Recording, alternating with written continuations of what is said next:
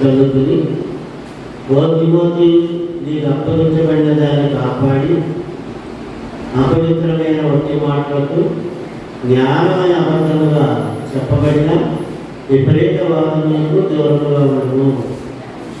ఆ విషయంలో ప్రవీణులు అని కొందరు అనుకొని విశ్వాసం నుండి తప్పిపోయి కృప మీకు తోడైంది కాక. ఈ వాక్యాన్ని బట్టి మనం ప్రార్థన చేస్తున్నాం. లేకుండా తండ్రి వాక్యాన్ని వివరించడానికి అల్పుడయ్యో నేను వాడి ఉంటాడు తండ్రి. నీ వాక్య జ్ఞానంతో నింపి నడిపించి దాన్ని వాక్య స్వరం వినిపించి మీకే మహిమ ఘనత ప్రభావం కలుగునట్లుగా పరిశుద్ధాత్మని సహాయంతో మాకు తగిన జ్ఞానంతో నింపి నడిపించింది. క్రీస్తు నామమున అడిగి వేడుకొంచున్నాం తండ్రి. ఆమేన్. తిమోతికి పౌలు రాసిన పత్రికలో తిమోతికి అప్పగించబడినదాన్ని కాపాడి అన్నాడు. ఏదైతే సేవ ఆయనకి అప్పగించబడిందో, ఏ బోధ అయితే అప్పచెప్పబడిందో అటువంటి బోధను కాపాడదు, సేవను కాపాడదు. అపవిత్రమైన ఒట్టి మాటలకు జ్ఞానం అని అబద్ధంగా చెప్పబడిన విపరీత వాదములకు దూరంగా ఉండమన్నాడు. అపవిత్రమైన మాటలకు దూరంగా ఉండాలి. బయలుదేరి నుండి అపవిత్రమైన మాటలకు దూరంగా ఉండాలి. జ్ఞానం అని అబద్ధంగా చెప్పబడిన విపరీత వాదాలకు దూరంగా ఉండాలి. ఎవరితో ఇటువంటి విపరీత వాదాలు పెట్టుకోకుండా మరి బైబిల్ జ్ఞానం కలిగి బైబిల్ మాత్రం బోధించి బైబిల్ మాత్రం నేర్చుకుని బైబిల్ మాత్రం అనుసరించారు. తిమోతికి పౌలు ఈ పత్రిక రాసి ఆరంభించే శివలో ఇటువంటి హెచ్చరిక మాట ఇచ్చారు. చాలా ముఖ్యమైన అందువల్ల ఈరోజు మనం బైబిల్లో మరి నరుల నుండి కలిగింది కాదు, అది దేవుని నుండి కలిగింది అని రుజువు పరిచే కొన్ని రుజువులు బైబిల్ నుంచి మనం చూద్దాం. ఏంటండి? అందుకే బైబిల్ క్లాస్ అంటే జాగ్రత్తగా వినాలని రాసుకోవాలి. మామూలుగా బయట ప్రసంగాలు మీరు అటు ఇటు చూస్తూ ఉంటారు, మాట్లాడుతూ ఉంటారు. జనంలో పట్టింపు లేకుండా పోతారు. కానీ బైబిల్ క్లాసులో మాత్రం చాలా జాగ్రత్తగా వినాలి, రాసుకోవాలి, చూసుకోవాలి, నేర్చుకోవాలి. ఏంటంటే బైబిల్ రాసుకుని నరుడు కాదు, దేవుడే. నడడానికి కొన్ని రుజువులు మనం చూస్తాం. బైబిల్ క్లాసులో ఎలాంటి నేర్చుకోవాలి అదే చదివి కూడా వాటి చెప్తున్నాడు. మామూలు రాసిన పత్రికలని, మామూలు ప్రయాణాలని, మామూలు సేవా విధానాలని, అలాగే బైబిల్ ఏమని చెప్తుంది. ఇప్పుడు నేను ఇదే పాయింట్ మీకు చెప్పడానికి మరి నిలబడ్డాను. కనుక బైబిల్ ఏం చెప్తుందో, ఆ యొక్క బైబిల్ దేవుడే రాశాడు, దాని కర్త దేవుడే. అది నరుడు రాయలేదు, నరుడు వల్ల రాయబడిందని కాదు, నరుడు చేత దేవుడు రాయించాడు, దాని కర్త దేవుడు. అంటే బైబిల్లో ఉన్న సారాంశం దేవుడు, నరుడు కాదు. దాన్ని ఎలా రుజువుపరచాలి? అలా రుజువుపరచడానికి మనకి బైబిల్లో ఆధారాలు ఉన్నాయి. ఏంటని? దేశాలు, భౌగోళిక ప్రాంతాలు, ప్రజలు, రాజులు, రాజ్యాలు, రాజరిక ప్రభుత్వాలు అని పురాతనం ఆరామాలలో చరిత్ర. ఎప్పుడండి? ఆరామాలలో చరిత్ర. ఇవన్నీ చక్కగా ఆలోచన చేస్తే ఈ బైబుల్ అనేది దేవుడే రాసినప్పుడు దాని కర్త దేవుడే అని అవన్నీ మనకు రుజువుపరుస్తున్నాయి, ఆధారాలుగా తెలుస్తున్నాయి. ఎలా కొన్ని దేశాలు ఉన్నాయి, దేశాలు పట్టణాలు ఉన్నాయి, ప్రవక్తలు, ప్రజలు, రాజులు, రాజ్యాలు, ఇలా రుజువులు ఉన్నాయి, భౌగోళిక ఆధారాలు ఉన్నాయి. రోమారాజులు, బబులోను రాజులు, గ్రీకు రాజులు, మాదీయులు, పారసీకులు, ఇలా ఎందరో ఈ ప్రపంచాన్ని పరిపాలించిన రాజుల చరిత్రలో ఇవన్నీ జాగ్రత్తగా పరిశీలిస్తే బైబుల్ దేవుడే రాశాడు. అది దైవ సందేశము. దైవాత్మ వలన భక్తుల చేత దేవుడు రాయించడానికి రుజువులు ఇవన్నీ. అదే కనుక ఈ రుజువుల్లో కొన్ని మనం జాగ్రత్తగా పరిశీలిస్తే అందులో ముందుగా మనం పట్టణాల గురించి చూద్దాం. పట్టణాల గురించి దేవుడు చెప్పినవి ఎలా జరిగేది లేదో, ఆయన ప్రవచన రూపంగా చెప్పినవి అనంతకాలంలో ఎలా జరిగేవి, దీర్ఘకాలంలో ఎలా జరిగేవి మనం చూద్దాం. యెహోషువ ఎన్నో పట్టణాల గురించి చెప్పాడు. యెహోషువ గ్రంథంలో యెహోషువ ఎన్నో నాశనం చేయబడుతుందని, ఆ తర్వాత ఆ పట్టణాన్ని తిరిగి కట్టడానికి ఎవడైతే బాధ్యుడవుతాడో, ఆ పట్టణాన్ని తిరిగి కట్టడానికి ఎవడు బాధ్యుడవుతాడో, ఇది ఏ పట్టణం ఉంది? ఆ పట్టణాన్ని తిరిగి కట్టడానికి ఎవడు బాధ్యుడవుతాడో అతడు తన జ్యేష్ఠ కుమారుడిని పోగొట్టుకుంటాడు. అదే కనిష్ట కుమారుడిని పోగొట్టుకుంటాడు అని ఒక అసాధారణమైనటువంటి ప్రవచనాన్ని ప్రవచించడం జరిగింది. అది యెహోషువ గ్రంథం 6వ అధ్యాయము 26వ వచనంలో చూస్తే అక్కడ మనకు కనిపిస్తుంది. ఏమిటంటే యెహోషువ గ్రంథము 6వ అధ్యాయము 26వ వచనాన్ని చూడండి దయచేసి. యెహోషువ గ్రంథము 6వ అధ్యాయము 26వ వచనం. ఆ కాలమున యెహోషువ జనుల చేత శపథములు చేయించి వారికి ఎలా ఆజ్ఞాపించారు, ఎవడు ఎరుకో పట్టణాన్ని మళ్ళా కట్టించాలని కోరుకుంటాడో అతడు యెహోవా దృష్టికి శాపగ్రస్తుడు అవుతాడు. వాడు దానిని పునాది వేయగా జ్యేష్ఠ కుమారుడు తొలిచూరు కుమారుడు చచ్చిపోతాడట.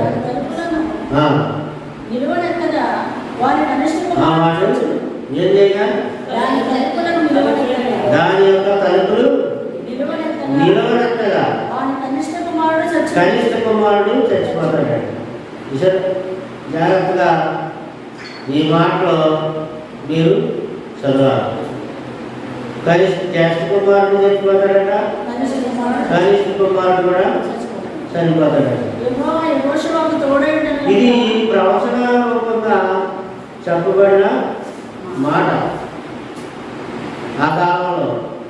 మరి ఇది ఎప్పుడు జరిగింది, ఎక్కడ జరిగింది, ఎలా జరిగింది అని వాక్యాన్ని మనం జాగ్రత్తగా పరిశీలించుకుంటూ వస్తే రమారమి 500 సంవత్సరాల తర్వాత, ఎన్ని సంవత్సరాలు అండి?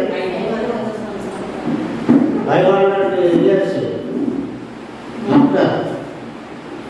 అంటే రమారమి 500 సంవత్సరాల తర్వాత హేయలు అనుమానియందు ఈ యొక్క ప్రవచనం ప్రత్యేకించి వ్యాఖ్యానించబడినది. ఎరుకోను తెలివి కట్టించినప్పుడు, అలా కడుతున్నప్పుడు ఆ యొక్క బేతేలుడు అభిరామును తన జ్యేష్ఠ పుత్రుడిని పోగొట్టుకున్నాడట. ఇలాగ శకుము అని ఒక తన కనిష్ట పుత్రుని కూడా పోగొట్టుకున్నాడంట. ఇద్దరు పుత్రులు పోగొట్టుకున్నాడు. ఇది రాజుల మొదటి గ్రంథం 16వ అధ్యాయం. రాజులు మొదటి గ్రంథం 16వ అధ్యాయం 34వ వచనంలో చూస్తాం. అతని దినములలో గేకేయుడైన హియ్యేలు ఎరికో పట్టణమును కట్టించాడు. అక్కడ దాని పునాది వేయగా అబీరాము అను అతని జ్యేష్ఠపుత్రుడు చనిపోయాడు. దాని గౌరులు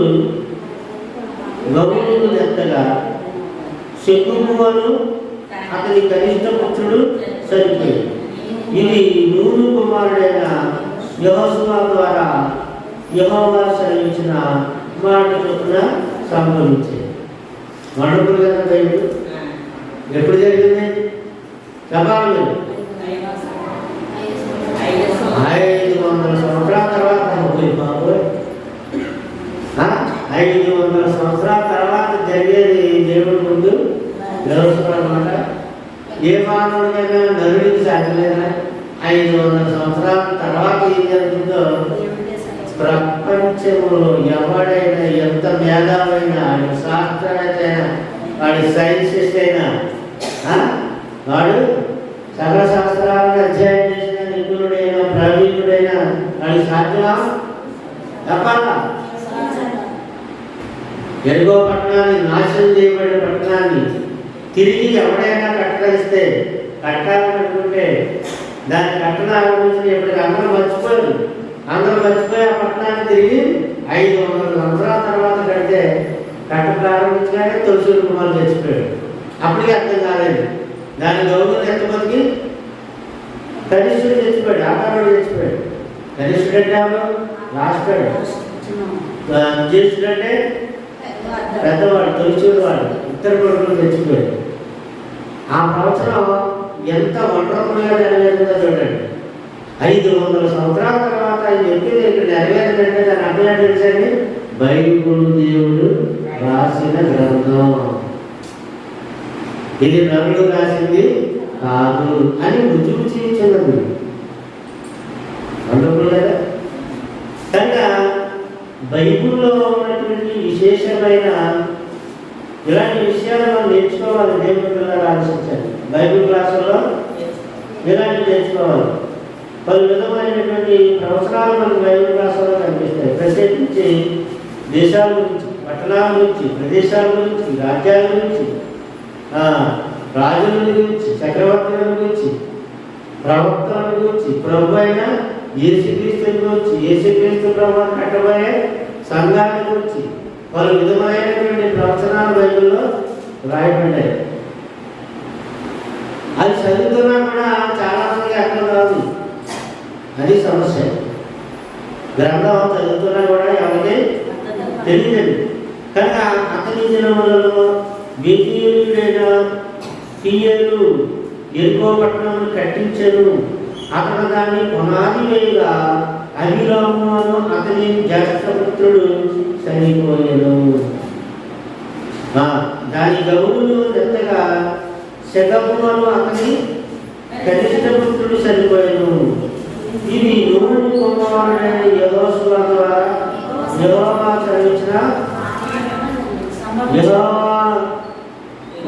చదివించిన మాట చొప్పున. అంటే ఏంటి? ఎంత కరెక్ట్గా చెప్పాడో, ఎవరు ప్రార్థించారో, ఎప్పుడు ప్రార్థించారో అది కూడా అక్కడ కరెక్ట్గా చెప్తున్నాడంటే దేవుని పిల్లరా ఆలోచన చేయండి. అంతేగా దేవుడు చెప్పే ప్రతి మాటను బట్టి మనం ఆలోచన చేస్తే ఇది ఈ గ్రంథం లేదా ఈ మాటలో నరుడు రాయలేడు.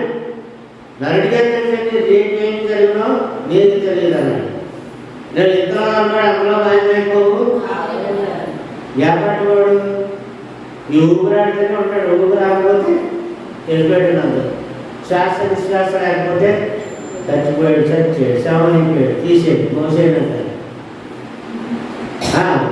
ఎవరు రోజు కూడా ఉండేవారు శవాన్ని పెట్టుకుని కలగా. కనుక నరుడికి సాధ్యం కాదు ఇది. ఇది దేవుడికి మాత్రమే సాధ్యం. ఇలాంటి ప్రవచనాలు బైబిల్ గ్రంథంలో జరిగింది. అహాబు కాలంలో ఎన్నో కూర్చున్నటువంటి యెహోషువ పలికిన మాటలు అహాబు పరిపాలనలో అని ఓ మనిషి ఆలోచన చేశాడు. ఆ మాటలు దేవుని మాటలు ఎవరన్నా ఇయ్యాలనేటువంటి అతను అనేవాడు ఎన్నికల కోసం మళ్ళీ ఎన్నికలు కట్టించడానికి ప్రారంభించాడు. చాలా కాలం నుంచి అలా ఉండిపోయి ఎవరు కట్టలేదు. తెలిసిన వాడు ఎవరు రాలేదు ముందుకి. ఆ గది తలుపు కట్టకండి, ఆ గది తలుపులో తెలిస్తే కీడు జరుగుతుంది, అరిష్టం జరుగుతుంది. ఆ యొక్క గది తలుపు తెరవద్దు, ఈ గదిలోకి తిరగండి, ఇదంతా తిరగండి అని ఆ మూల గదిలో తిరగండి, దక్షిణ వైపులో జరుగుతుంది అని చెప్తే ఆ గదిలోకి వెళ్ళరు. చాలా కాలం తెలుసుకోండి అని తెలియని వాళ్ళు రావడం ఏం చేస్తారు, తెలిసి ఏమో చూద్దాం, ఇందులో ఏమో చూద్దాం ఏం చేస్తారు. ఆ గది తలుపు తిరిగితే అందరూ చూస్తారు. దెయ్యం అలాగే గురించి వచ్చింది. ఎంత చెప్పారు, ఎందరో ఇద్దరు కుమారులు, జ్యేష్ఠుడు కనిష్ఠుడు. అందుకోసం తన కొడుకులందరినీ కూడా ఏమండి వాళ్ళ ప్రాణాలు పరంగా పెట్టాడు. అవినీతి ఈ అవినీతి అలా చేయడం వల్ల కుమారుడు ప్రాణాన్ని పరంగా పెట్టాడు. కనుక యెహోషువకు తోడైంది కనుక అతని కీర్తి దేశ దేశాలంతటా కూడా వ్యాపించింది. అదే 27 యెహోషువ 6:27. అసలు ఎలా మనకి మంచి పేరు రావాలన్నా, చెడ్డ పేరు రావాలన్నా, ఘనత కీర్తి ప్రతిష్టత పవిత్రులు ఎన్ని కలగాలన్నా గొప్పవాళ్ళు కావాలి. దేవుడి కృపలే, అదే దేవుడి కృపలు. ఉదాహరణ మంచిగా బతికినా ఒకసారి చెడ్డగా వస్తుంది. అదే మంచోడి అంటారు సమాజం. చెడ్డోడు అంటున్నాకు ఊరుకోడు, దొంగ అంటే ఊరుకోడు. ఇచ్చాడంటే ఊరుకుంటుందా? ఇచ్చాడంటే ఊరుకుంటాడండి. ఎప్పుడైనా ఊరుకోడు. తాటికొచ్చి బాగుకొచ్చి వీళ్ళు అందరికీ ఇచ్చాడు. అలా సమాజంలో కాదు మనకి గుర్తింపు దేవుడి దగ్గర నుంచి రావాలి. కనుక యెహోషువకు తోడైంది కనుక అతని కీర్తి దేశమంతటా వనరులండి. మోసే తర్వాత యెహోషువ చాలా గొప్పవాడయ్యాడని అతను అన్న మాటలు కూడా చూసా తప్పకుండా జరిగింది. ఇది ఎరుకో పట్టణాన్ని చూసినటువంటి దేవుడు వాకు నెరవేరింది. మరొక మనం చూస్తే తూరు పట్టణాల నుంచి మనకు కనిపిస్తారు. తూరు విన్నారు ఎప్పుడన్నా? తూరు రుతు కోసం అన్నారు కానీ తూరు కోసం అన్నారు. తూరు, ఈ తూరు పట్టణాల నుంచి దేవుడు రాయించాడు గ్రంథంలో. ఇది ఫెనికేయలో మిగుల సుప్రసిద్ధమైనటువంటి పట్టణం. అలాగే ప్రాచీనమైనటువంటి ప్రపంచంలో వాణిజ్య కేంద్రమైనటువంటి పట్టణం. తూరు గురించి కనీసం 5 దేవుని ప్రవక్తలు దైవ సందేశాన్ని ఇచ్చారట. ఎంతమంది అంటండి? తూరు గురించి 5 దైవ ప్రవక్తలు ప్రవచించవచ్చారు. అయితే వాళ్ళన్న మాటలు కాలక్రమేణలో భవిష్యత్తులో చూసా తప్పకుండా జరిగింది. తూరు పట్టణం నాశనం అయిపోద్దని చెప్పారు. అది ఆ చెప్పినట్టుగా అక్షరాల జరిగిన సన్నివేశం దేవుడి గ్రంథంలో రాయబడింది. యెహెజ్కేలు గ్రంథం 26వ అధ్యాయం. అనేక దేశముల చేత అది దండించబడుతుందని చెప్పారు. బబులోనీయులు, గ్రీకులు, రోమీయులు, తుర్సులు అనేటువంటి వారు దానిపైన దండెత్తి దానిపై దాడి చేస్తారని చెప్పాడు. యెహెజ్కేలు గ్రంథం 26వ అధ్యాయం 3వ వచనం. దేవుని పిల్లల 26వ అధ్యాయం 3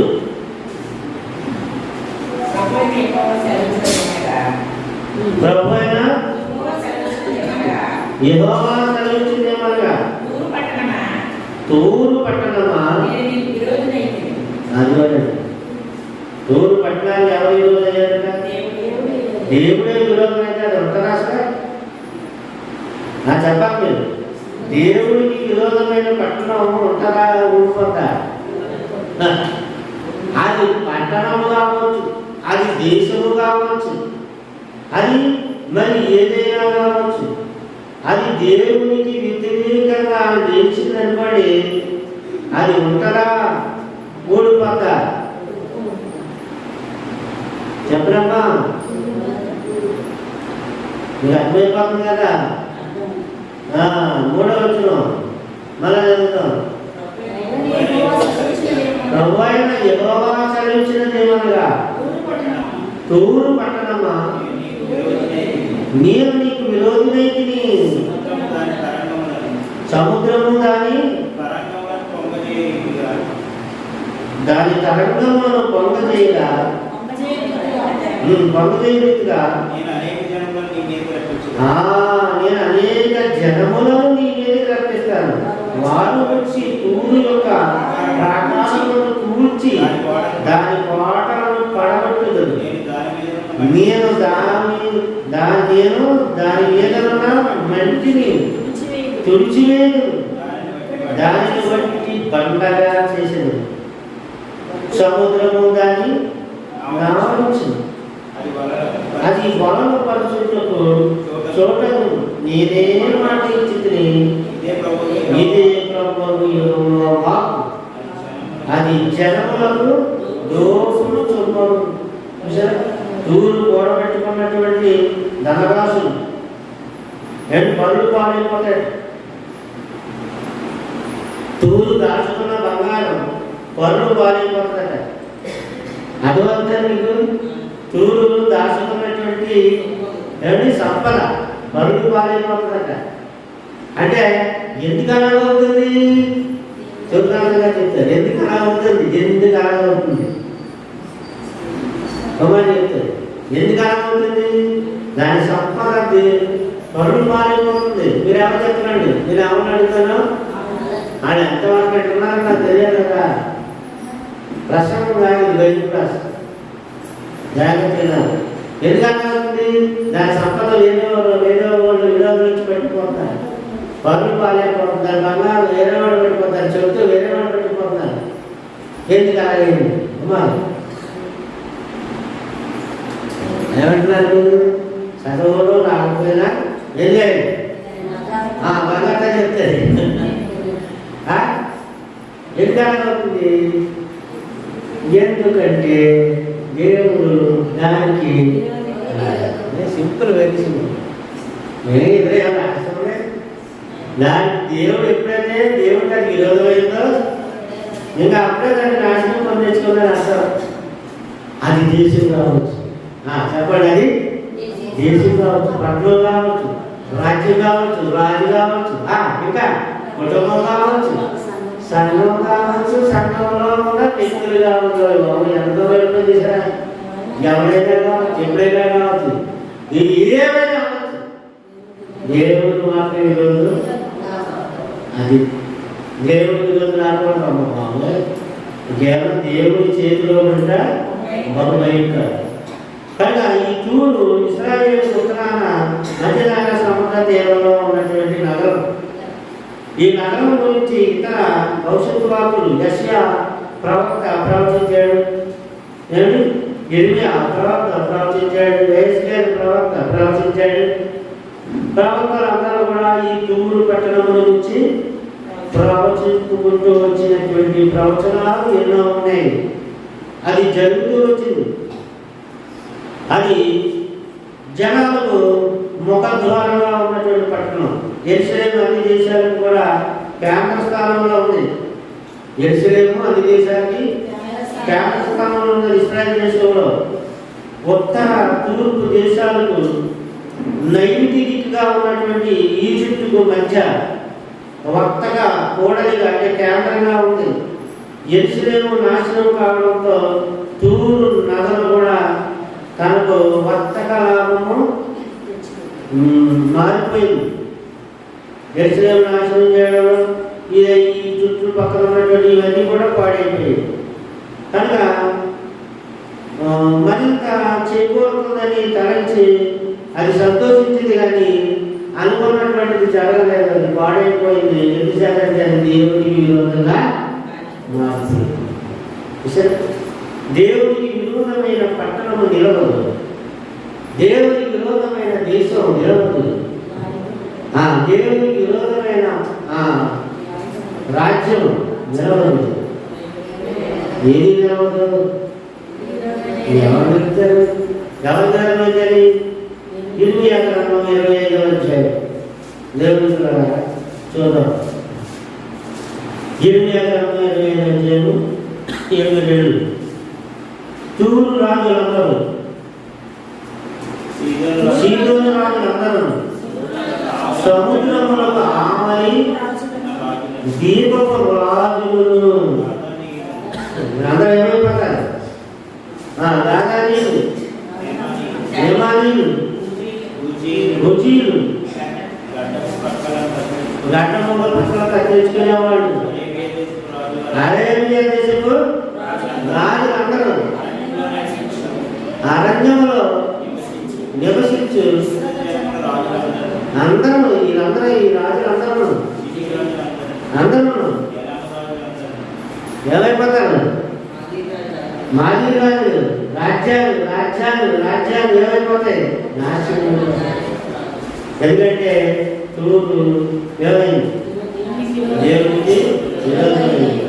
అలాగే 20 గ్రంథంలోనే 47 4 దేవుడు 47 20 గ్రంథం 4 వచనంలో ఫిలిష్తీయులందరినీ లయపరచుటకు తూరు సీదోనులకు సహాయకుడు ఒక్కడైనను నిలవకుండా అందరినీ నిర్మూలము చేయుటకు రోజు వచ్చింది.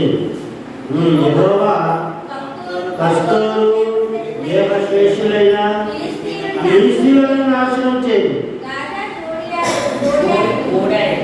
ఇవన్నీ గోడైపోయిందండి, అంటే గోడు అయిపోయింది. అంటే ఇంకా అక్కడ పంట పండదు, ఏమి ఫలిత ఉండదు. కారణం ఒకటే, దేవునికి దేవుడికి ఇసరంటే బైబుల్ చెప్పింది అక్షరాల నెరవేరింది. ఎలా జరుగుతుందని దేవుడు చెప్పాడు.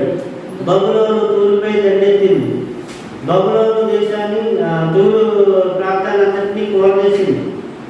అని కోలాద్రోయడానికి ముందు రమారమి 125 సంవత్సరాలకు ముందు ఈ ప్రవచనము చెప్పబడిందంట. అంటే అర్థమైందా మీకు? ఈ ప్రవచనము చెప్పిన 125 సంవత్సరాల తర్వాత అది జరిగింది. 125 ఇలా చెప్పింది 500 సంవత్సరాల తర్వాత. అలా చెప్పడం, ఎలా జరుగుతుందని చెప్పడం ఏ నరుడికైనా సాధ్యమా? కాదు. భవిష్యత్తు తెలిసిన దేవుడు బైబిల్ చెప్పింది. భవిష్యత్తు, ప్రపంచ భవిష్యత్తు ఏం చెప్పారు? బైబిల్ చెప్పారు. బైబిల్ జ్ఞానం నేర్చుకోవాలి. నేర్చుకోవాలి. బైబిల్ జ్ఞానం నేర్చుకుంటే అది అర్థంతోనే బాగోదు. అభిరామ్ బైబిల్ నేర్చుకున్నవాడు నేనేదో గొప్పవాడు అవుతాడు. బైబిల్ నేర్చుకున్నవాడు MBBSలో గొప్పవాడు అవుతాడు. బైబిల్ నేర్చుకున్నవాడు IPSలో గొప్పవాడు అవుతాడు. బైబిల్ నేర్చుకున్న IASలో గొప్పవాడు అవుతాడు. అంటే బైబిల్ జ్ఞానం నేర్చుకుని దేవుడిని అనుసరించేవాడు ఏ రంగంలోనైనా గొప్పవాడు అవుతాడు. అంటే ముందు ఇది ఈ పాయింట్ ఇక్కడ ఉంది, ఈ తాళం చేయ ఇక్కడ ఉంది. అంటే నువ్వు భవిష్యత్తులో గొప్పవాడు కావాలంటే ముందు దేవుడిని వెంబడించడం నేర్చుకోవాలి. బైబిల్ జ్ఞానం నేర్చుకోవాలి. కలెక్టర్ కానీ ఇంజనీర్ కానీ వీళ్ళందరూ బైబిల్ చదివాడే, కానీ వాళ్ళు బైబిల్ చదివాము, బైబిల్ దేవుని జ్ఞానం అని ఎక్కడ వాళ్ళు చెప్పరు. చాలామంది కొంతమంది చెప్తారు ధైర్యంగా,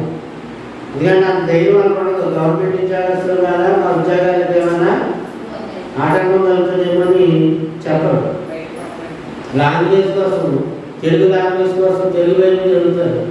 బైబిల్ కాలేజీ లెక్చరర్లు కానీ ప్రిన్సిపల్స్ కానీ అందరూ చాలామంది. అలాగే మంచి లాంగ్వేజ్ కోసం ఇంగ్లీష్ బైబిల్ చదువుతారు, మంచి తెలుగు లాంగ్వేజ్ కోసం తెలుగు బైబిల్ చదువుతారు. అందువల్ల వాళ్ళు అనేక విషయాలు తెలుసుకుంటూ ఉంటారు, కానీ అనుసరించడానికి కాదు. క్రైస్తవుడు అనేవాడు ఏం చేయాలి? అనుసరించాలి. అనుసరించినప్పుడు అడేమవుతాడు? దేవుడు దృష్టిలో వస్తాడు. అందులో బైబిల్ నేర్చుకోవాలండి, బైబిల్ జ్ఞానం నేర్చుకోవాలి. కనుక ఈ ప్రవచనాలు ఇలా తూరు ప్రవచనాలు ప్రవచించబడుతూ ఉండగా శతాబ్దంలో 3 భాగాల కాలం, శతాబ్దంలో 3 భాగాల కాలం విస్మరించబడిన తర్వాత మరొక స్పష్టమైనటువంటి ప్రవచనం దేవుడు చెప్పించాడు. సముద్రం మధ్య తూరు జలమయమై ఉంటుందని చెప్పాడు. యెహెజ్కేలు గ్రంథం 26:17 వచ్చింది. యెహెజ్కేలు గ్రంథం 26వ అధ్యాయంలోనే 17. యెహెజ్కేలు 26వ అధ్యాయం 17 వచనంలో వారు నిన్ను గురించి అంగరాకు ప్రవచనం ఎత్తి ఇలా అందరూ సముద్రం నివాసమైన దానా, ఖ్యాతిలోని పట్టణమా, నీవెట్లు నాశనమైనవి. సముద్ర ప్రయాణం చేసిన దానికి దాని నివాసులను బలం కలిగిన సముద్రవాసులు అందరినీ భీతిగా చేసినది ఇదే. ఇప్పుడు నీవు కూలినందున దీపంలో కల్పించుచున్నావు. నీవు వెలుగుట చూసి సముద్ర దీపములో కదులుచున్నవి. ప్రభువైన యెహోవా సెలవిచ్చినదేమనగా, నివాసములు లేని పట్టణముల వలె నేను నిన్ను పాడు చేయనప్పుడు మహాసముద్రము నిన్ను ముంచినట్లుగా నీ మీదకి నేను అనాథ జలములను రప్పించేది. పురాతన కాలమందు పాతాళంలో దిగిపోయిన వాడి యొక్క నీవు ఉండినట్లు నేను నిన్ను పడవేసి నీవు జలము లేని దానిలో ఉన్నట్టుగా ఉంటకై పురాతన కాలంలో పాడైన జలముల యొక్క భూమి క్రింద ఉన్న స్థలములలో నీకు నివాసము నిర్ణయించును. ఆ కాలంలోని దిగిపోవాలో కూడా నీకు నివసింపబోగా కళ్ళతో వదిలేదు కదండి. ఎక్కడ పంపేస్తారన్నట్టు అంటే అది భౌతిక విషయాలే కాదు, దానిలో నివసించే ప్రజలను పాతాళానికి పంపేస్తారన్నాడు. మారని వారు, దేవుడికి తిరుగుబాటు చేసిన వారు. ఇసరా ఆ నగరము ఎలాంటి పరిస్థితి తెచ్చుకుందో, ఆ పట్టణం ఎలాంటి పరిస్థితి తెచ్చుకుందో చెప్తున్నాడు. అంటే బైబిల్ అవకాశాన్ని దీన్ని పెట్టి కూర్చోవుతుంది, దేవుడు రాశాడు. పాట ఏంటి? బైబిల్ నలుగురు రాసింది కాదు, దేవుడు రాశాడు. దేవుడు రాసాడు అనడానికి రుజువులు చెప్తున్నాను, నేను కొన్ని పాయింట్స్ చెప్తున్నాను. ఏమిటి కనుక ఆ నగరము సాగును రూపకాలంకారికంగా వర్ణించాడు. ఆ పట్టణం యొక్క సాగును రూపకాలంకారికంగా దేవుడిగా వర్ణించాడు. ఇక్కడ చూస్తున్నటువంటి ఆ 19వ వచనంలో ఉన్నటువంటి ప్రత్యేకమైన మాట కూడా అదేనండి. మన చదువులో అగాధ జలాలు అంటే ఏంటి? 3వ వచనంలో ఉన్నటువంటి అర్థానికి సంబంధించి ఇక్కడ ప్రత్యేకమైన మాట చెప్పాడు 19వ వచనంలో. అంటే 3వ వచనంలో ఉన్న మాటకి 19వ వచనంలో ఉన్న మాటకి సంబంధం ఉందన్నమాట. ఆ తూరు మానవ నిర్మిత నగరాలన్నింటినీ దాని యొక్క అంతాన్ని గురించి, దాని ఎలా అంతమైపోతుందో దాని గురించి మనకు తెలియజేస్తూ ఉంటాం. అవన్నీ మనిషి పేరాసము గర్వానికి ఫలితాలు. అంటే ఆ తూరు నివాసులు పేరాస గలవాడు అంటే ఏంటి? దురాశ. దురాశ దుఃఖానికి చేటన్నట్టు దేవుడిని లెక్క చేయనటువంటి గర్వాదులు. అందువల్ల ఆ పట్టణాన్ని దేవుడు ఏమయ్యాడు? ఇల్లు అయ్యాడు. దానికి కలిగిన ఫలితాలు ఎవరినే చూసారా? దేవుని బిడ్డ ఆలోచించాలి. అంటే దీనికి మనకి ఏంటి ఎగ్జాంపుల్ అంటే ఈ భూమి మీద ఉన్నటువంటి నగరాలు, ఈ భూమి మీద ఉన్నటువంటి దేశాలు, ఈ మీ భూమి మీద ఉన్న పట్టణాలు, అది మీ ఊరైనా మా ఊరైనా ఏ ఊరైనా, మీ దేశమైనా మా దేశమైనా ఏ దేశమైనా ఏ ప్రాంతమైనా తాత్కాలికం అనేది చెప్పాలి. తాత్కాలికం అనేది ఎంతో కాలం మనం ఇక్కడ ఉన్నాం, అది మనతో ఉండదు, మా ఆధారంతో మనం ఉన్నాం. శాశ్వతం కాదు. తాత్కాలికం అంటే ఏమి ఈ దేశాలు కానీ ఈ పట్టణాలు కానీ ఈ ప్రాంతాలు కానీ శాశ్వతమైనవి కాదు. శాశ్వతం ఉండబోయే పట్టణం ఉంటుంది. ఏది? శాశ్వతం ఉండబోయే దేశం ఉంటుంది. ఏ దేశం? ఆ దేశంలో ప్రిపేర్ అవ్వడానికే దేవుడు నాకు ఇచ్చిన జీవితం. అదే దేవుడు నాకు ఇచ్చిన జీవితం ఏంటండి? ఏ ప్రసంగాన్ని చేయండి, ఏ యొక్క సందేశం అంటే ఉన్నాను, ఏ మెసేజ్ అంటే ఉన్నాను, ఏం చేసినా ఎన్ని వాక్యాలు ఎన్ని చెప్పినా సేవకు వచ్చేది అక్కడికి పర్వతం దగ్గరికి అది కావాలనే నాకు ఎదిగింది. అదే రాకపోతే మనం ఏం చేసినా ఉద్యోగం లేదు కదా. అందుకే దేవుడు పెట్టారా ఇవన్నీ తాత్కాలికంలాగా నమ్ముకోకండి, అవి నశించిపోతాయి. సుధీర్ చెప్పినట్టుగా మన శాశ్వతమైంది పరలోకం.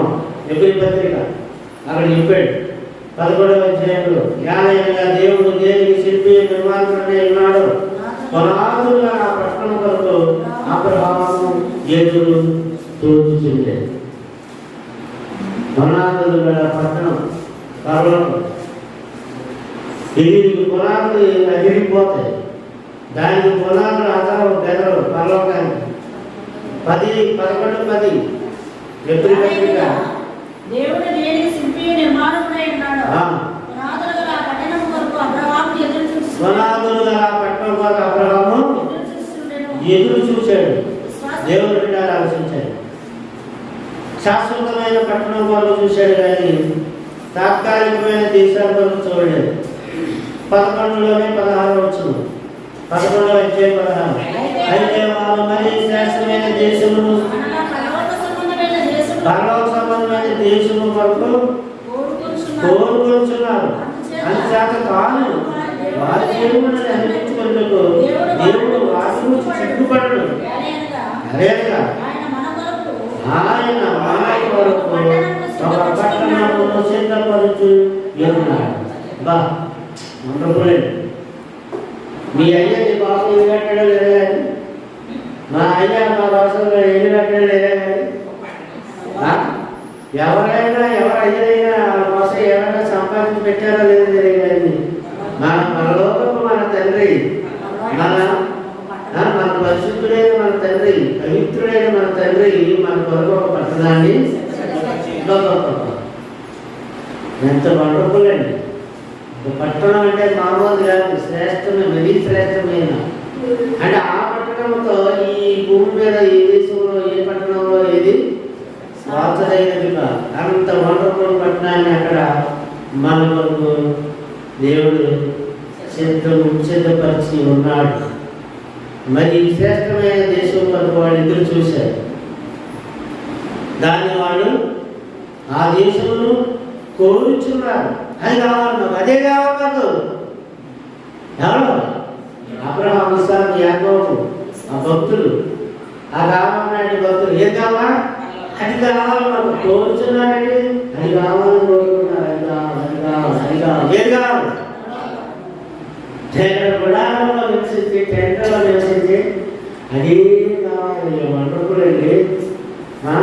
మనకి ఇంకా ఇది ఇల్లు కావాలి, ఇల్లు కావాలి, ఇల్లు. ఇక్కడ మంచి బిల్డింగ్ పెట్టుకోవాలి, మంచి రోడ్డు, మంచి హౌస్, మంచి నిర్మాణం, మంచి పునాదులు, మంచి పిల్లర్స్, మంచి ప్యాలెస్, కోట్ల కలిగి చేసే ప్యాలెస్లు, అంబానీ ప్యాలెస్ 700 కోట్లు, ముఖేష్ అంబానీ, అనిల్ అంబానీ వేల కోట్లు ప్యాలెస్లు పెట్టుకుంటున్నాం. మనందరికీ ఈ పాటి ఈగా చెప్పేది బంగారం తొడిగి కట్టుకుంటున్న ప్యాలెస్ ఎదురు పనికిరావు. మరి శ్రేష్టమైన ఎక్కడ ఉంది? అది 700 కోట్లు వేసినట్టు బిల్డింగ్ పునాదులు తప్పుతానే అంట. అది ఇలా మారిపోయిందంట. అమ్మకాన్ని పడేసాడట. ఎన్ని కోట్లు? 700 కోట్లు అమ్మకుంటాడు వచ్చింది. కనుక మరి శ్రేష్టమైనది కోరుకున్నారు ఎవరు? భక్తులు. దేవుడికి ఆలోచించారు. బైబిల్ చెప్పేది మహాజ్ఞానం, బయట చెప్పేది పనికిరాని జ్ఞానం. అబ్బో బైబిల్ కదా, బైబిల్ చెప్పింది మహాజ్ఞానం, బయట చెప్పింది పనికిరాని జ్ఞానం. బయట ఏం చెప్పింది? అప్ప జీవితము, రమణ జీవితము, ఎనక జీవితం, రావు జీవితం, ఆ జీవితాల పరిశీలన, ఆ జీవితాల యొక్క అన్ని పరిశీలించండి. ఈ జంతు శాస్త్రం, ఈ వృక్ష శాస్త్రం, శాస్త్రం ఏదైనా రకరకాల శాస్త్రాలు. కానీ అంతకన్నా మించి బైబిల్ చెప్పింది. అది దేవుడి నుంచి వచ్చిన జ్ఞానం, దేవుడు రాయించిన మాట. బైబిల్ ఎవరు రాశారండి? ఇప్పుడు మనం పాఠం ఏంటండి? బైబిల్ నలుగురు చేత రాయబడింది అంటే వాళ్ళ ఊహల నుంచి వచ్చింది కాదు. నలుగురు రాయడానికి వాళ్ళ శరీరం చేతులు ఉపయోగపడినా దాని సారాంశం వాళ్ళ మైండ్లోది కాదు. దాని ఆలోచన వాళ్ళు ఊహలోది కాదు, వాళ్ళు ఉద్దేశించింది కాదు. వాళ్ళ విచ్చలు పెట్టేది రాయలేదు. అంటే వాళ్ళ కోరికలు పెట్టి రాయబడే గ్రంథం దేవుడు చెప్పగా పరిశుద్ధాత్మ ప్రేరణతో రాయబడిన గ్రంథం. దానికి కర్త దేవుడే, బైబిల్కి కర్త దేవుడే. బైబిల్ రుజువు చేస్తుంది దేవుడే రాశాడని బైబిలే రుజువు చేస్తుంది. కనుక దేవుడు పెట్టారా బైబిల్ దేవుడి గ్రంథమని. మరి బైబిల్ దేవుడి గురించి రుజువు చేస్తున్న మాటలో మనం చాలా మాటలు మనం చెబుతున్నాం. తూరు నగరాల గురించి ఇంకా చాలా మాటలు రాయబడ్డాయి, చాలా చోట్ల రాయబడ్డాయి. ఆ యెహెజ్కేలు 26వ అధ్యాయం అంతా కూడా మీరు చదివితే అవన్నీ ఆ మాటలే. మరియు సజీవులు నివసించు భూమి మీద నేను మహాఘనకార్యము కలుగజేతు, నిన్ను ప్రీతికి కారణంగా చేతు, నీవు లేకపోదు, ఎంత వెతికినను నీ ఎన్నటికీ కనపడగా ఉండు. ఇదే ప్రభువు యెహోవా వాక్కు. ఏంటండి వాక్కు? ఏంటండి మాటలు? ఎంత ఎలా ఉన్నాయండి? ఎంత ఎదిగినా కూడా కనపడతాట. కాలక్రమంలో కాలక్రమంలో అది ఏమైపోతుంది? కలిసిపోద్ది.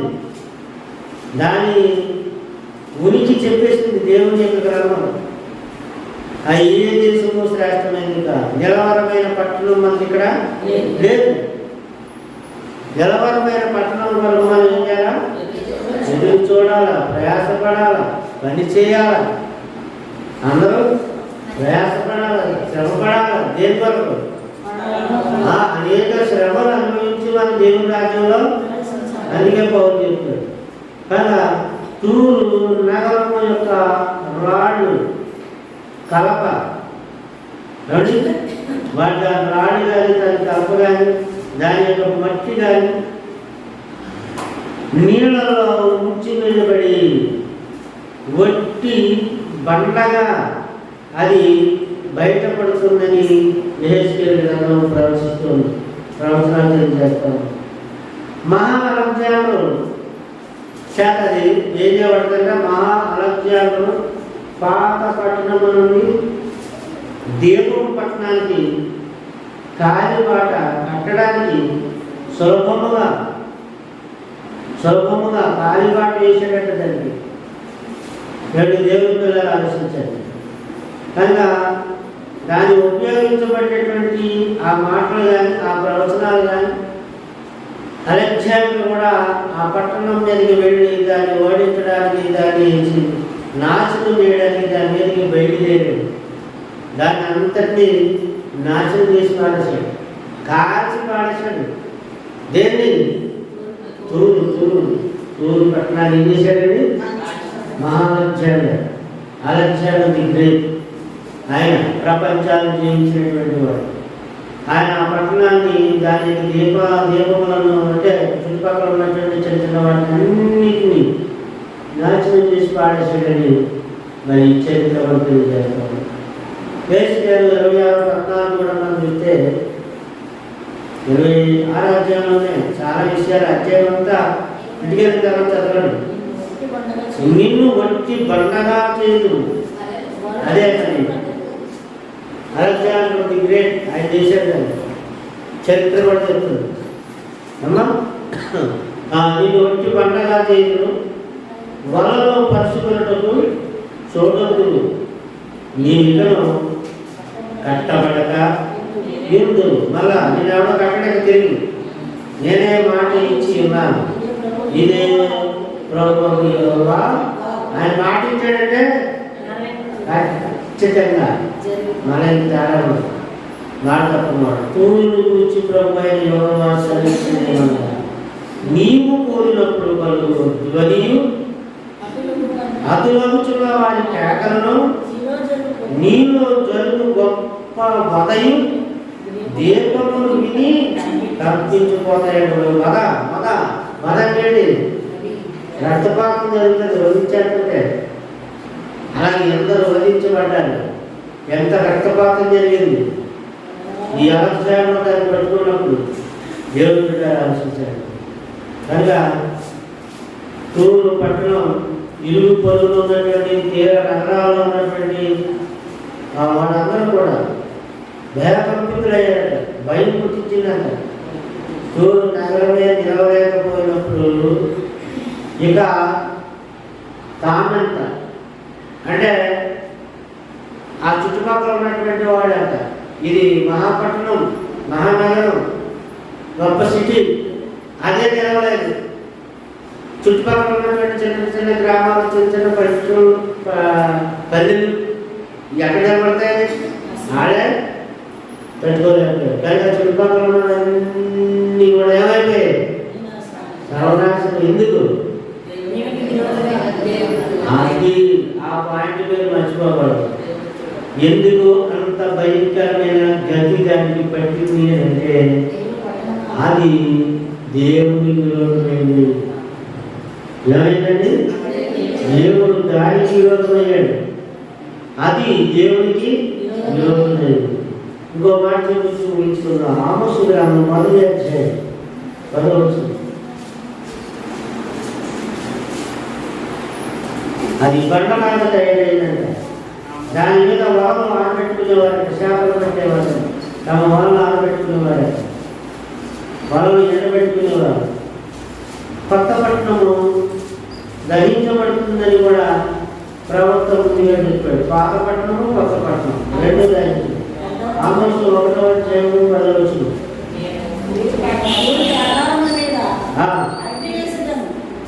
అది దాని నగరాలను దహించివేయును. దాని నగరాలను దహించివేయు. యెహోవా సెలవిచ్చినదేమనగా ఎదోము 3-4 సార్లు చేసిన దోషం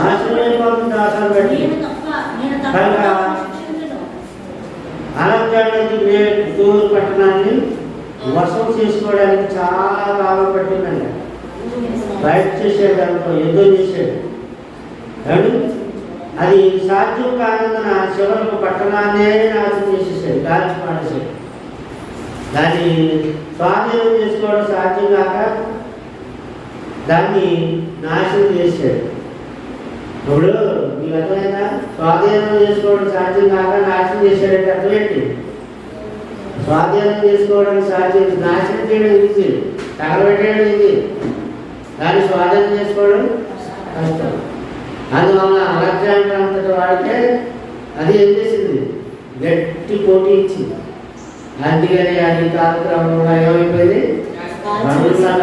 బండగా మారిపోయింది. దాని యొక్క జనులు వలలు పరుచుకొని ఎండబెట్టుకునే బండరాయి అది మారిపోయిందని చెప్తున్నారు. జకర్యా గ్రంథము 9వ అధ్యాయం 3వ వచనం. జకరియా దేవుని కదా 9వ అధ్యాయం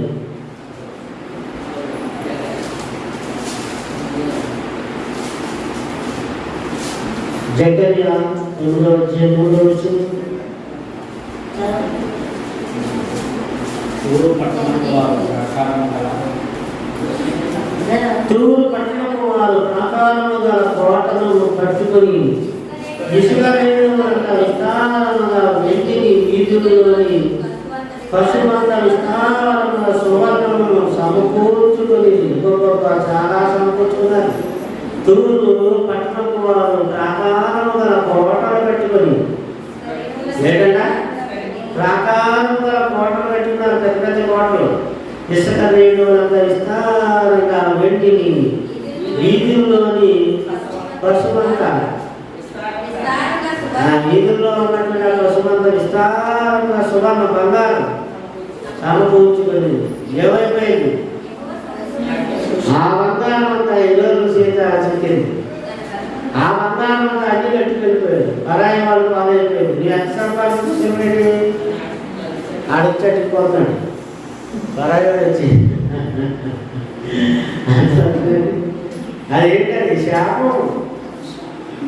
మన ఎంత కష్టపడితే సొమ్మెట్టి ఉంటుందా? ఆడొచ్చటిపోతున్నాడు చైతన్యుడు. బలమైన కోట బంగారం దాచుకుంది, వెండి దాచుకుంది ఇస్తారన్న. ఏమైపోయింది? చెప్పాలి అర్థమవుతుందా? అంటే దేవుడు చెప్పాడు, అక్షరాలు జరిగింది. ముందు ఎన్ని వందల సంవత్సరాలు? 125. ఎరుగో పట్టణానికి 500. ఎక్కడ ఉన్నారంటే అది ఎరుగోకి 500 సంవత్సరాలు, దీనికి 125 సంవత్సరాలు కాలంలో జరిగేది ఆ ప్రపంచం. ఏమైపోయింది? బలమైన కోట, బలమైన మంచి బంగారం దాచుకుంది. ఏమైపోయింది? యెషయా 23:4 సీదోను చిక్కుపడును, సముద్ర దుర్గము మాట్లాడుతున్నది. నేను ప్రసవబాధన పడిన దానను, పిల్లల కలిగిన దానను, యవనిస్తులను పోషించిన దానను, కన్యకలను పెంచుదానను. పెంచగా పెంచిన దాన్ని పెంచని దానను అంటున్నాడు దేవుని విషయాలు ఆలోచించాడు. అలాగే హెచ్కేల్ 28 4-5 వచనాల్లో రాయబడింది. నీ ధనాగారములోనికి వెండి బంగారములను తెచ్చుకుంటువి, నీకు కలిగిన జ్ఞానశైలి చేతను వర్తకము చేతను నీ విస్తారమైన ఐశ్వర్యమును సంపాదించుకుంటుంది. నీకు ఐశ్వర్యము కలిగినదని నీవు గర్వించిన వాడు. అదే జరుగుతుందండి. ధనం ఎక్కువైపోతే మనం ఎక్కువవుతున్నారు, కళ్ళు తీరిపోతున్నాయి, జరుగుతున్నారు. కానీ దేవుడు ఏం చేశాడు? బాగా అర్థమవుతుందమ్మా. నీ ధనాగారములోనికి వెండి బంగారములను తెచ్చుకోండి, నీకు కలిగిన జ్ఞానాతిశయం చేతను వర్తకం బిజినెస్, మంచి బిజినెస్ వ్యాపారం, నీవు వ్యాపారం చేత విస్తారమైన ఐశ్వర్యము కోట్లు సంపాదించేసుకున్నావు. నీకు కలిగిన ఐశ్వర్యాన్ని బట్టి నువ్వు గర్వించిన వాడివైతే ఏం చేశాడు? గర్వం అడిచేసాడు దేవుడు. దేవుడు కనుక ధనం విస్తరించింది కానీ గర్వింతే ఏం చేస్తాడు? దేవుడి మీద ఎందుకు వాడు చేస్తే దేవుడికి ఎన్ని రోజులైతే ఏం చేస్తాడు? అలెగ్జాండర్ ది గ్రేట్ను పంపాడు, ఆ దేశాన్ని తగలబెట్టి నాశనం చేశాడు. తర్వాత కాలంలో టూరీలు విగ్రహారాధన నుండి మరలి వాడు నిజదేవుడు అంగీకరించాడు. చాలా కాలం అయిన తర్వాత ప్రభు అయిన యేసు పెనికే స్త్రీని ఆమెకు గల గొప్ప విశ్వాసాన్ని చూసి మెచ్చుకున్నాడు. ఆమె గురించి మత్తయి సువార్త 15వ అధ్యాయంలో రాయబడింది. జెరూసలేముకు వచ్చే తన చివరి ప్రయాణంలో పౌలు అక్కడ ఒక సంఘాన్ని స్థాపించాడు. పౌలు అంటే ఒక స్థాపించాడు. ఎక్కడ? ఎవరు చెప్పారు? Very good. పెనికేలో అంటే ఆ ప్రాంతానికి సంబంధించి పెనికేలో అక్కడ పౌలు ఒక సంఘాన్ని స్థాపించాడు. యేసు ప్రభు అక్కడ ఒక స్త్రీని స్వస్థపరిచాడు. దాని గురించి చెప్తున్నాడు ఇక్కడ. అది ఎక్కడ ఉంది? అపోస్తలుల కార్యాలు 21వ అధ్యాయం 3-5 వచనాలు. డయోక్లెటియన్ సిక్లా కాలంలో ఒప్పుకునే వారిని హతసాక్షులకు తూరు ఇచ్చింది. అంటే తూరులో నుంచి దేవుడి కోసం హతసాక్షులైపోయే భక్తులు వచ్చారు సర్వకాలం. ముందు కాలం ఎలా ఉన్నాయి చెప్పాలి? ముందు చెప్తున్నాను. ముందు కాలం దేవుడికి శత్రువుగా మారు, విరోధంగా మారు. తర్వాత కాలం యేసుప్రభు వచ్చేసరి నాటికి అది దేవుడిని నమ్మింది. ఆ పెళ్లికే స్త్రీ ప్రభు దగ్గరికి వచ్చింది కనుక ఆమె ప్రభు నమ్మాలి, విశ్వాసం గొప్పదని కూడా తెలుసుకున్నాడు.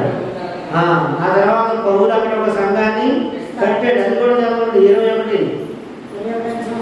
అపొస్తలుల కార్యాలు 21:3 నుంచి.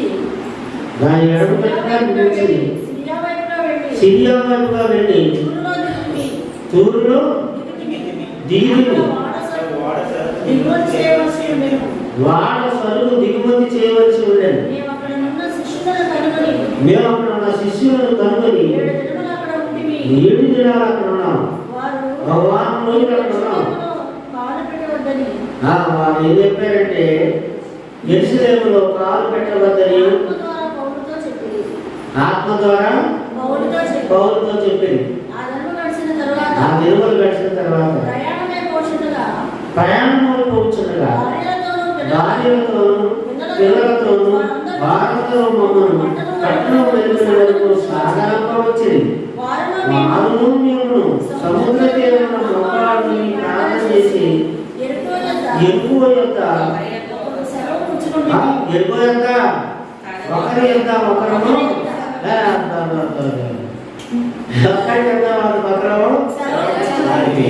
అంటే ఎక్కడ జరిగింది ఇది? ఎక్కడ?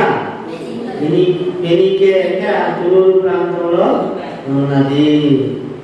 కనుక దేవుని బిడ్డలు ఆలోచించండి. కృప ఎదురుగా వచ్చి దానిని ఎడమ తట్టుని విడిచి సిరియా వైపుగా వెళ్ళి తూరులో దిగి ఎక్కడ దిగారు? అంటే అంత భయంకరమైన పట్టణం, ఎంత భయంకరంగా పాడైపోయి నాశనం అయిపోయిన పట్టణం. ఆ తర్వాత మళ్ళా అక్కడ ప్రజలు బయలుదేరేది. అక్కడ ఆ ప్రాంతంలో దేవుడి నమ్మిన విశ్వాసులు బయలుదేరారు. ఆ ప్రాంతంలో సంఘం కూడా కట్టబడింది. వండర్ఫుల్. ఇదంతా ఎవరు చెప్పారు? దేవుడు చెప్పారు. ఈ దేవుడు చెప్పిన అక్షరాలు జరిగిందా లేదా? జరిగింది. అంటే బైబిల్ ఎవరు రాసిన గ్రంథం?